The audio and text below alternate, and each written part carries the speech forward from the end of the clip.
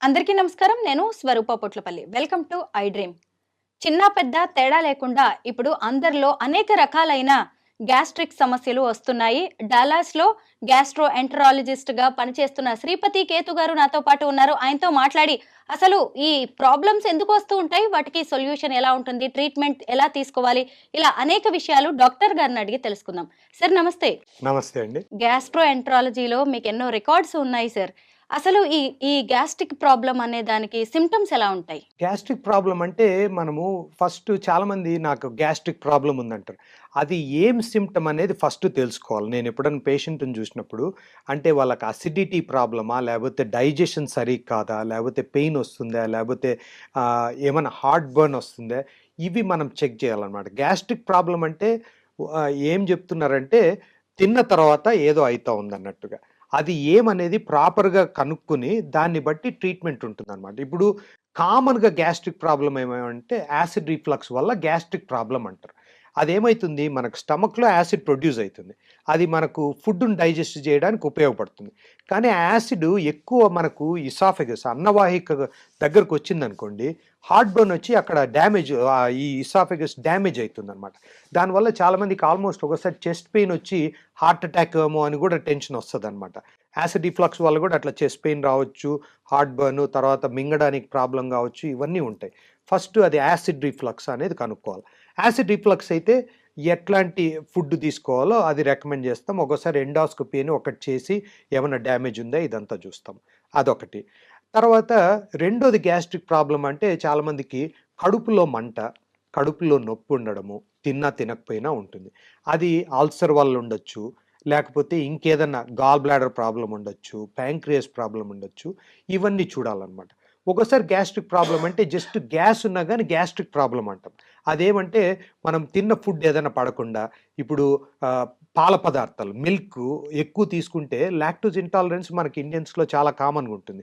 దానివల్ల కూడా కొంచెము అది కొంచెం అన్‌కంఫర్టబుల్‌గా ఫీల్ అయితే దానికి కూడా గ్యాస్ట్రిక్ ప్రాబ్లమ్ అంటారు.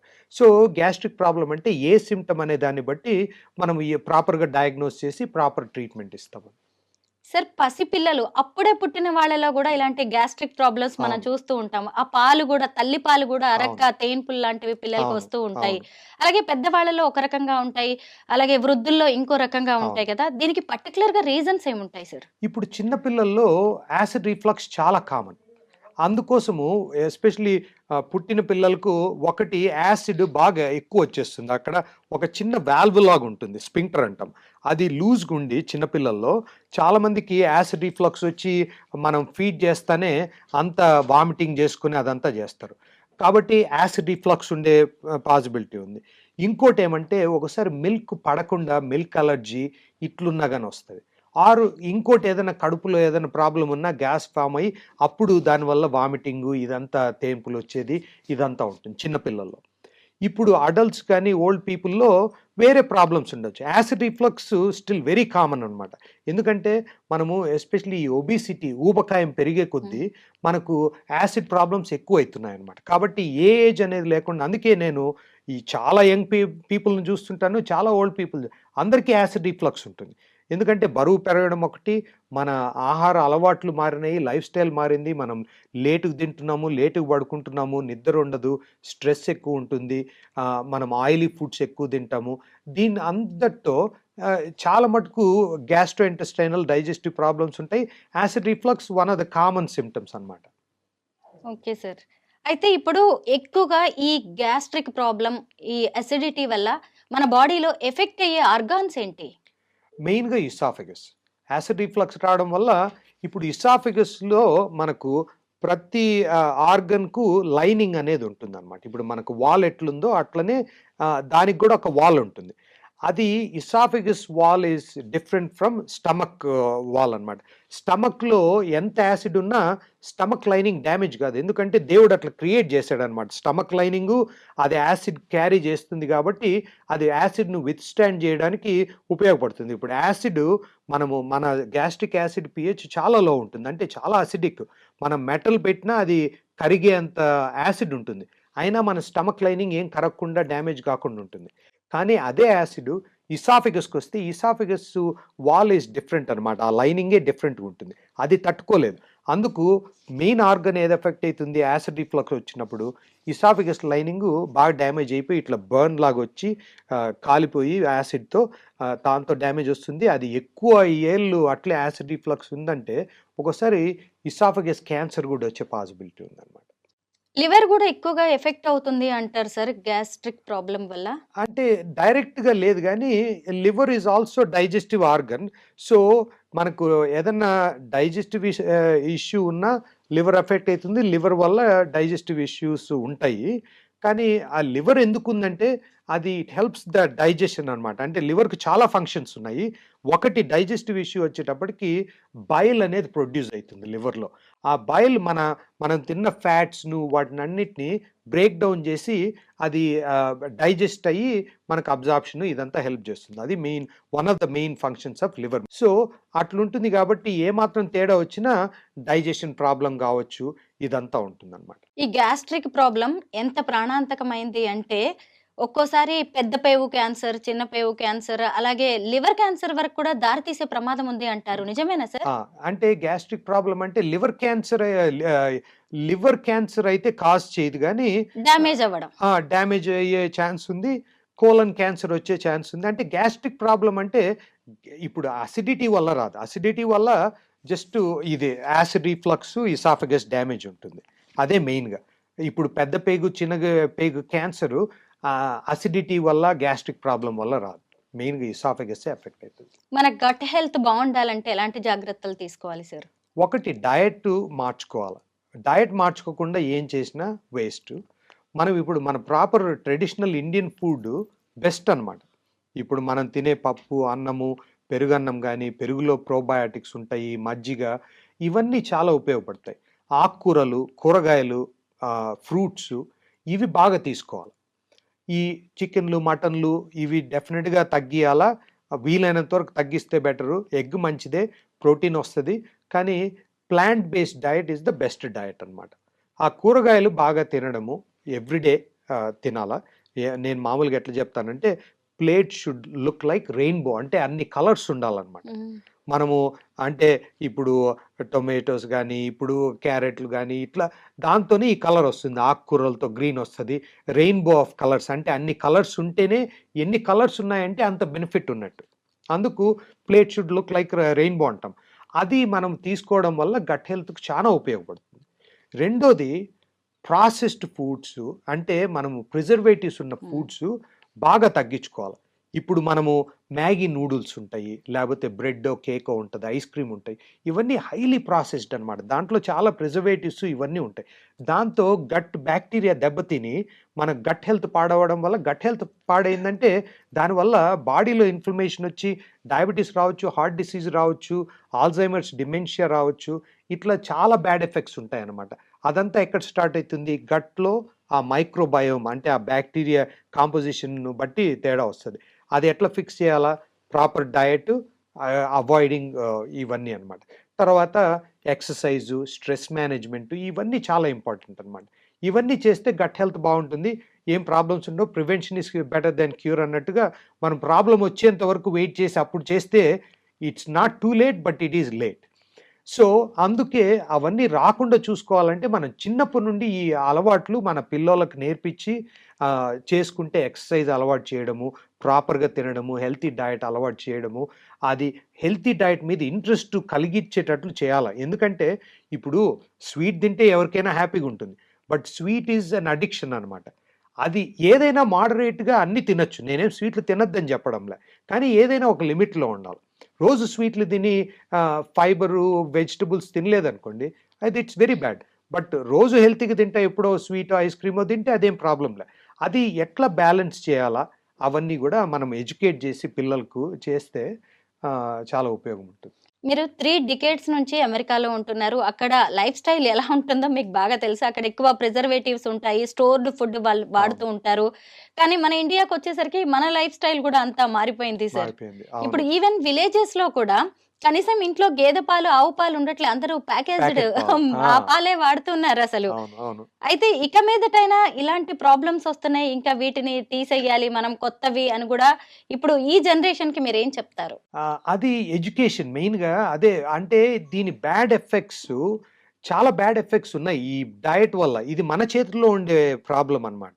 ముఖ్యంగా సార్ మన దగ్గర స్విగ్గీ, జొమాటో బాగా అవును. పెరిగిపోయాయి. ఆన్‌లైన్ ఆర్డర్స్ అసలు. అవును. ఈ రోజుల్లో బిర్యానీలు, ఎవరు బర్గర్‌లు అంతే. వంటలు చేయట్లేదు సార్. అవును. అవును. ఒకవేళ కూరగాయలు తెచ్చుకున్నా వారం 10 రోజులు అవే అవును. ఫ్రిడ్జ్‌లో పెట్టుకొని వండుకోవడం. అవును. పోనీ ఆ కూరగాయలు ఏమైనా అవును. బావుంటున్నాయా? అంతా కెమికల్స్, పొల్యూషన్, తాగే అవును. వాటర్ పొల్యూట్ అవును. అయిపోతుంది. ఎలా సార్? మనం బయట ఆర్డర్ చేస్తే దాంట్లో ఆయిల్ ఎక్కువుంటుంది, ఉప్పు ఎక్కువుంటుంది, సాల్ట్ ఎక్కువే ఉంటది. అదేదైనా స్వీట్ అయితే చాలా స్వీట్‌గా, చాలా రిచ్‌గా బటరు అవన్నీ ఏసి చేస్తారు. It's really bad for health. So, Swiggy, Zomato is not the problem. It is we are the problem. మనము మన లైఫ్ స్టైల్, మన పద్ధతులు మార్చుకోవాలి. అంటే బిజీగుండి స్విగ్గీ, జొమాటో ఆర్డర్ చేస్తే తప్పు లేదు. కానీ ఏం ఆర్డర్ చేస్తున్నాడనేది మన చేతుల్లో ఉంటుంది. టైం లేక ఆర్డర్ చేసుకోవడం తప్పు లేదు గానీ, మనము హెల్తీ ఫుడ్స్ కూడా ఆర్డర్ చేసుకోవచ్చు. ఏదైనా ఆర్డర్ చేసుకోవచ్చు గదా! మనది అది మారాలా? అదే ఎడ్యుకేషన్. దానికి నేను ఇప్పుడు ఒక యూట్యూబ్ ఛానెల్ గూడా స్టార్ట్ చేశాననమాట. ఎందుకంటే చాలా మిస్‌ఇన్ఫర్మేషన్ ఆన్‌లైన్ ఉంది గాబట్టి, కొంచెం క్రెడిబుల్ సైన్స్ బేస్డ్ ఇన్ఫర్మేషన్ ఇస్తామని యూట్యూబ్ ఛానెల్ గూడా స్టార్ట్ చేసి to educate people about bad effects of bad eating hmm. And benefits of good eating. ఇప్పుడు మన బ్రెయిన్ ఎట్లంటే మనం ఎట్లా ట్రైన్ చేస్తామో అదే అడుగుతదనమాట. ఇప్పుడు స్వీట్‌కి అడిక్షన్ ఉందంటే బ్రెయిన్ నెక్స్ట్ డే కూడా స్వీటే అడుగుతుంది. మామూలుగా స్టడీస్ కూడా ఏమంటారంటే sweet addiction is as bad as cocaine addiction అంటారు. అంత బ్యాడ్ అనమాట. ఇప్పుడు కొకైన్ ఒక ఒకసారి అడిక్షన్ వచ్చిన తర్వాత ఒకరోజు తీసుకోకపోయినా ఎట్లా విత్‌డ్రావల్ వస్తుందో, స్వీట్ కూడా ఒకసారి బాడీకి అలవాటైతే బ్రెయిన్ అలవాటయిందనుకోండి, ఒక్కరోజు తీసుకోకపోయినా విత్‌డ్రావల్ వస్తుందనమాట. అది మనము స్లోగా ఆ హ్యాబిట్‌ని చేంజ్ చేసుకుంటే you will start enjoying even healthy foods can be enjoyable. కానీ అది గ్రాడ్యుయల్‌గా చేంజ్ చేయాలి. ఇప్పుడు స్వీట్ ఒక్కటే మనకు ఎంజాయ్‌మెంట్ ఉండదు. ఈవెన్ హెల్తీ ఫుడ్స్‌లో కూడా you can make it enjoyable. కొంచెము అది కొంచెము చేంజ్ చేస్తా వెరైటీ ఉంటే ఫ్రూట్స్ తినడము అదంతా కూడా healthy habits are also it can be addictive అనమాట. Healthy addiction. ఇప్పుడు ఫారిన్‌లో మీ దగ్గరకొచ్చే పేషెంట్స్ దగ్గర వాళ్ళు చెప్పే ఇష్యూస్ ఎలా ఉంటాయి సార్? మన ఇండియాలో ఎలా ఉంటాయి? డిఫరెన్స్ ఏంటి?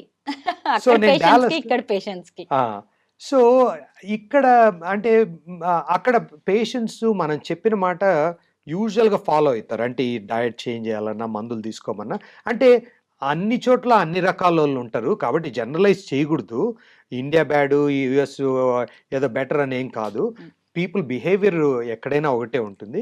కానీ అక్కడ కొంచెం రూల్స్ ఫాలో అయ్యే నేచర్ ఉంటుంది కాబట్టి యూఎస్‌లో మనం చెప్పినవి కొంచెం ఫాలో కావడానికి ట్రై చేస్తారు. ఇండియాలో నేను అంటే ఇప్పుడు అక్కడ ఇండియన్ పేషెంట్స్‌ని కూడా చూస్తా గదా! ఇండియన్ పేషెంట్స్ జనరల్‌గా వెల్ ఎడ్యుకేటెడ్ పేషెంట్స్‌ని చూస్తాను. వాళ్ళు they go on the internet, they research, they have their own opinion, they have their own way of approaching things. ఒకసారి మనం చెప్పినవన్నీ ఫాలో కాకపోవచ్చు. ఆరు మనం ఏదన్నా ఒకటి చెప్తే ఇంకో మాట చెప్పు అన్నట్టుగా ఉంటుందన్నమాట. అంటే ఇంకేం చేయొచ్చు?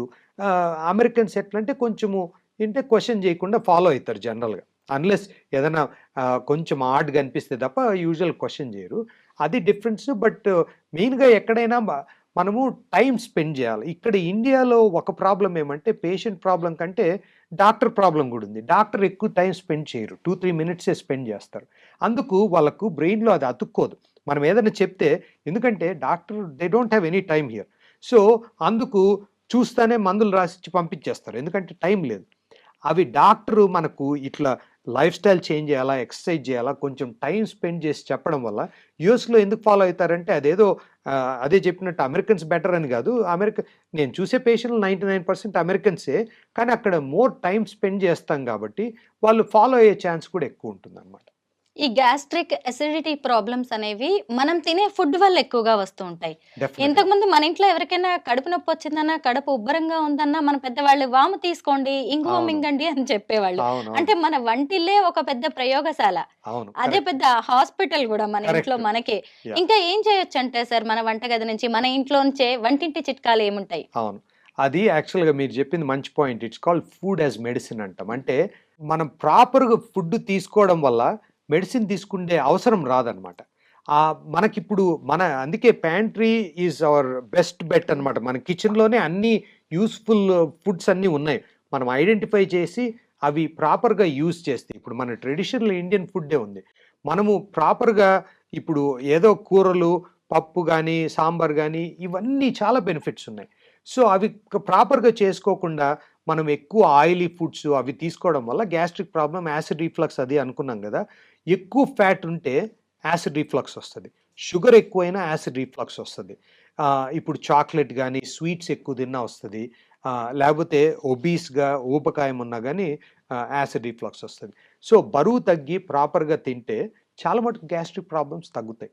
ఫైనల్ గా ఒక్క క్వశ్చన్ సార్, కొన్ని ట్రీట్మెంట్స్ కావచ్చు, లేదు అంటే కొన్నిటికి సంబంధించి స్టెరాయిడ్స్ ఇచ్చినప్పుడు, పెయిన్ కిల్లర్స్ ఇచ్చినప్పుడు అవును, వాటి వల్ల కూడా ఈ గ్యాస్ట్రిక్ ప్రాబ్లం వస్తూ చాలా ఉంటది. అవును, కరెక్ట్. డాక్టర్స్ కి ఇది తెలుసు, అయినా కానీ ఎందుకు అవి వాడుతూ ఉంటారు, పేషెంట్స్ కి ప్రిస్క్రైబ్ చేస్తుంటారు? ఎందుకంటే అది పేషెంట్ ఫాల్ట్, డాక్టర్ ఫాల్ట్. ఎందుకంటే పేషెంట్ ఏదైనా కొంచెం దగ్గొచ్చి కొంచెం ఫీవర్ వస్తే డాక్టర్ దగ్గరికి పోతే డాక్టర్ అది వైరస్ ఉండొచ్చు, దానికి యాంటీబయాటిక్ అవసరం లేకపోయినా డాక్టర్ ఏం పర్లేదులే ఓ 2 రోజుల్లో తగ్గిపోతుందని పంపిస్తే patient will not be satisfied.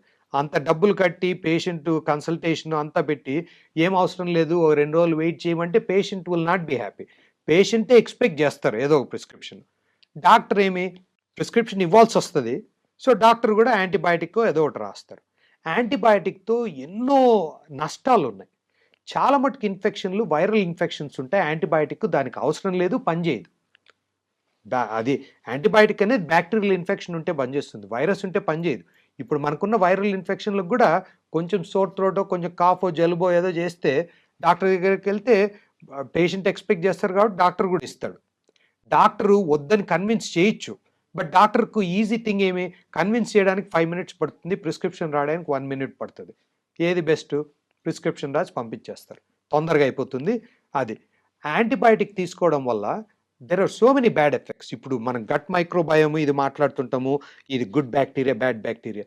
It not only kills the bad bacteria, good బ్యాక్టీరియాని కూడా కిల్ చేస్తుంది. ఒక కోర్స్ 10 days యాంటీబయాటిక్ వేసుకుంటే 1 year వరకు తేడా ఉంటుంది అనమాట గట్ మైక్రోబయోమ్. సో అదొకటి. స్టెరాయిడ్స్ మీరు చెప్పినట్టు స్టెరాయిడ్ కూడా చాలా డ్యామేజ్, లైనింగ్ డ్యామేజ్ చేస్తుంది, మైక్రోబయోమ్ డ్యామేజ్ చేస్తుంది, వెయిట్ గెయిన్ అయ్యే ఛాన్స్ ఉంది, ఇవన్నీ ప్రాబ్లం ఉన్నాయి. తర్వాత pain medication, non steroidal anti inflammatory అంటాం, ఇప్పుడు బ్రూఫెన్ ఇట్లా ఉన్నాయి కదా, దాంతో కూడా గట్ లైనింగ్ డ్యామేజ్ అయ్యి అల్సర్స్ రావచ్చు, ఇది మైక్రోబయోమ్ డ్యామేజ్ రావచ్చు, ఇవన్నీ. కాబట్టి మెడిసిన్ ఎంత వీలైనంత తక్కువ తీసుకుంటే అంత బెటర్. అవసరమైతే తప్ప ఊరికే ఏదో వచ్చిందని కొంచెం తలనొప్పి వస్తానే బ్రూఫెన్ తీసుకోవడము, లేకపోతే కొంచెం దగ్గితే ఒక యాంటీబయాటిక్ తీసుకోవడము మంచిదిగా. Prevention is better than cure. Definite గా. థ్యాంక్ యూ సార్, ఎన్నో వాల్యుబుల్ విషయాలు మాకు చెప్పినందుకు. Thank you so much. No problem. Thank you.